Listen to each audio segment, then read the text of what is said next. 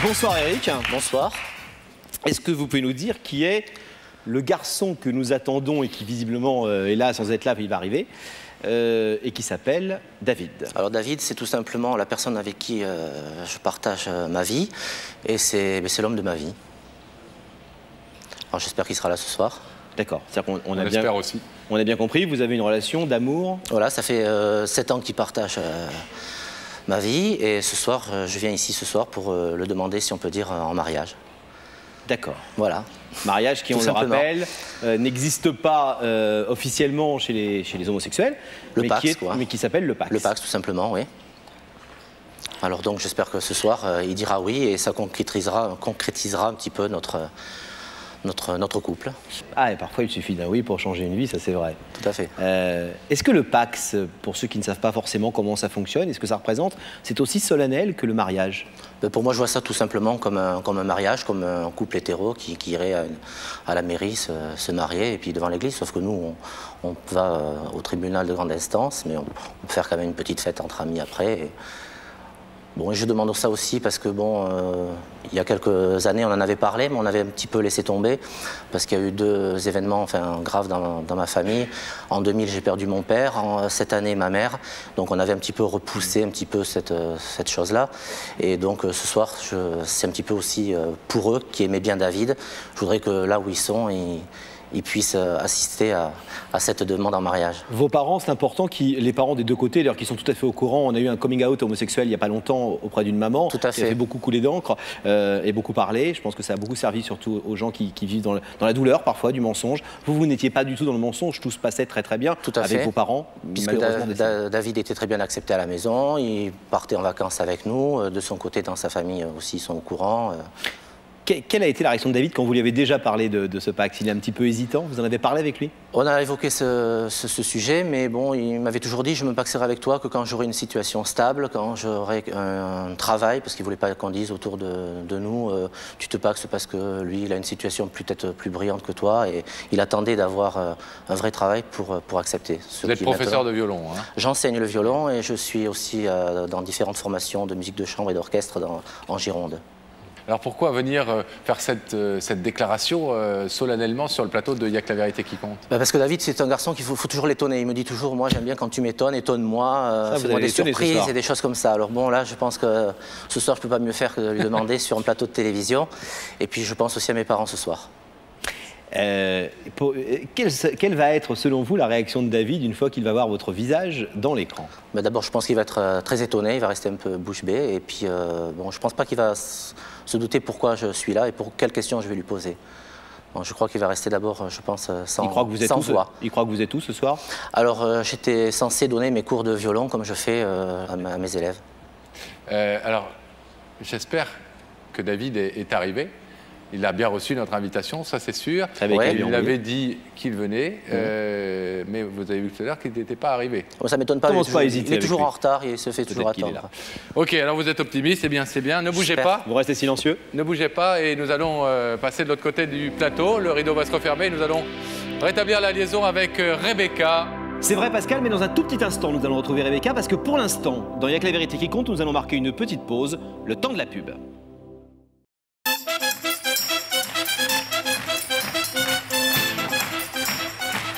Retour sur le plateau de Y'a que la vérité qui compte. Merci d'être toujours avec nous. Et c'est le moment, chose promis, chose due, de retrouver Rebecca. Rebecca, est-ce que vous nous entendez? Oui, je vous entends. Et je suis là et je suis contente parce que David est avec moi. Ouais. David qui apparemment s'était un petit peu perdu. Complètement, dans les couloirs, terrible. Mais est-ce que c'est l'origine italienne qui met en retard ou ça n'a rien à voir? J'ai le sang chaud, donc... Alors moi qui suis d'origine italienne, je peux vous dire que non, parce que je suis jamais en retard. Ah d'accord. C'était une question juste. Est-ce que vous savez un petit peu pourquoi vous êtes là? Non, pas vraiment, non. Et vous êtes assez détendu apparemment. Je suis très détendu. Toujours? Toujours. D'accord. Mais alors, je vais vous demander de vous lever et je vais vous laisser partir avec Sam. La vérité est au bout du couloir.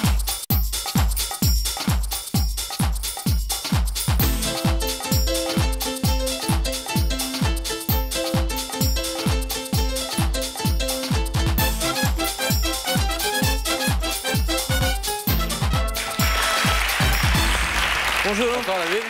Bienvenue. Bonjour. Salut, Laurent. Asseyez-vous. Vous allez bien? Excellent. Très bien. Merci d'être là, même si c'est un tout petit peu en retard. Vous nous avez fait une petite frayeur. Pas qu'à nous d'ailleurs, puisque de l'autre côté de ce rideau, figurez-vous qu'il y a quelqu'un qui veut vous parler ce soir et vous dire de quelque chose de très important sur ce plateau. Bonne ou mauvaise nouvelle? Crains le pire. Hein. Vous êtes inquiet? Ça va. C'est une bonne ou une mauvaise nouvelle selon vous qui vous attend derrière le rideau? Excellente, j'espère. Alors nous sommes allés demander à quelques-uns de vos amis qui sont au courant de ce qui va se passer ce soir, de vous donner peut-être un petit conseil, David. Regardez. David, quelle que soit ta décision, demain, tout le monde va en parler. Je voulais te dire que pour moi, rien ne va changer. J'aimerais te voir demain, qu'on puisse en parler. Je t'attends pour boire un café. Je t'embrasse très fort. Alors, elle vous embrasse très fort, Marie-Yvonne, qui vous connaît bien. Sympathique, Marie-Yvonne. De quoi est-ce que vous allez parler avec elle autour du café demain? J'ai une petite idée, mais bon, j'attends la suite. Alors, la suite tout de suite avec une autre personne de votre entourage qui a un autre conseil à vous donner. David, le choc de ce soir, ça va être un choc. C'est le choc de ta vie. J'espère que tu t'en remettras jamais. Je te souhaite bonne chance et je suis de tout cœur avec toi. Des gens qui vous aiment bien, Ce sont des gens que j'aime beaucoup aussi. qui sont de tout cœur avec vous. Vous croyez que vous allez avoir besoin de soutien? On verra bien. Vous pensez pas que Pascal et moi on fera l'affaire? J'en doute. Non, je plaisante. Alors David, est-ce que vous voulez savoir qui est de l'autre côté du rideau? Honnêtement, j'ai une petite idée, Mais mais j'ai vraiment envie de le savoir. Donc, Oui. Alors je vais vous demander de fixer l'écran qui se trouve au-dessus de vous et la régie va faire apparaître le visage de cette personne qui est venue vous parler ce soir, qui vous a fait venir ici.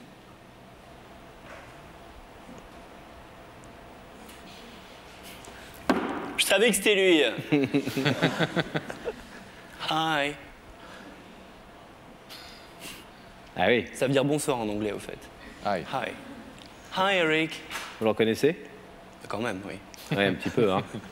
Est-ce que vous voulez entendre ce qu'il a à vous dire et qui va, paraît-il, être un choc pour vous, chose pour laquelle vous aurez besoin, paraît-il, du soutien de vos proches? Je veux vraiment l'entendre, oui. J'ai une petite idée, mais... Là, vous avez toujours une petite idée, vous. Hein. Toujours. Eric, c'est à vous. Minou, tu m'entends? Oui.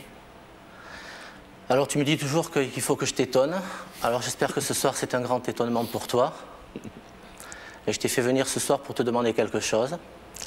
On en a souvent parlé ensemble mais j'ai jamais eu de réponse très franche. Il y a beaucoup de problèmes qui sont survenus ces dernières années. Tu m'as aidé à les surmonter, je t'en remercie.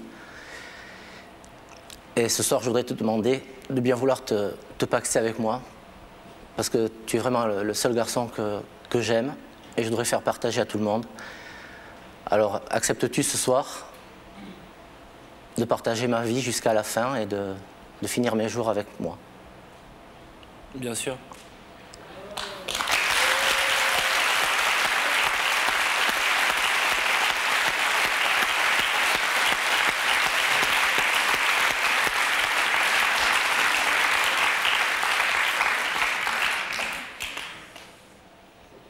Vous attendiez à cette demande, David? Je l'avais senti.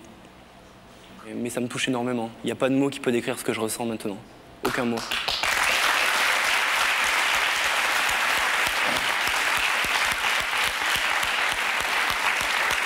Alors David, je vais vous demander de vous lever, de vous mettre face au rideau. On a déjà compris, bien entendu, que vous vouliez ouvrir ce rideau, mais je vous le demande puisque c'est le rituel de l'émission. Êtes-vous d'accord pour accepter la demande en mariage d'Eric? Oui, bien sûr. Alors que le rideau s'ouvre.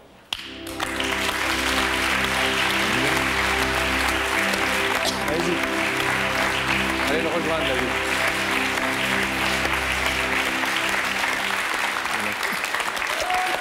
Je te jure que c'est ça. C'est pas juste ça. J'ai quelque chose pour toi. Ça, c'est la mienne. Tu veux bien la prendre?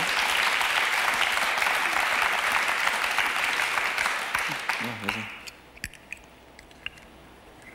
C'est pas tous les jours qu'on passe son anneau au doigt. Non, ça, c'est la mienne. Oh, vous êtes que tous les deux. Hein. Je te donne la tienne.